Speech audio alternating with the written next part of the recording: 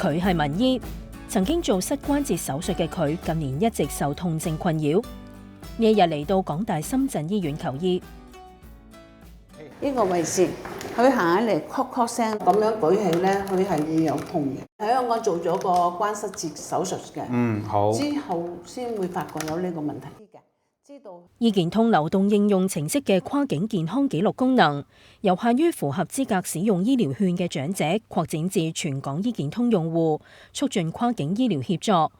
自攜病歷嘅原則之下，便利市民透過呢一個功能，自主同安全咁授權醫護人員查閱佢嘅健康記錄，以獲得更加連貫嘅醫療服務。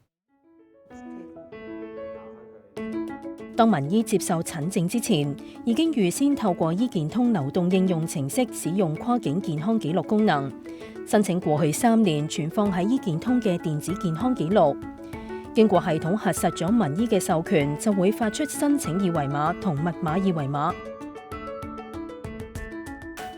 令指定境外醫療機構可以安全開啟同瀏覽佢醫健通裡面嘅健康記錄，以提供更加連貫嘅醫療服務。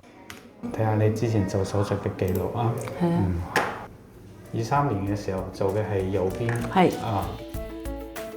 現時喺自攜病歷嘅原則之下，市民除咗可以自行將喺醫療機構，包括境外醫療機構求醫時嘅醫療記錄存入個人資料夾之外，喺指定境外醫療機構就診嘅時候，市民可以按個人意願，透過醫健通流動應用程式出示授權二維碼同香港身份證，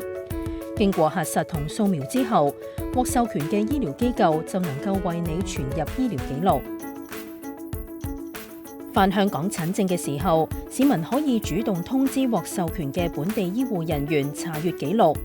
並喺個人資料夾查閱放射報告同影像，實現跨境病歷記錄互通。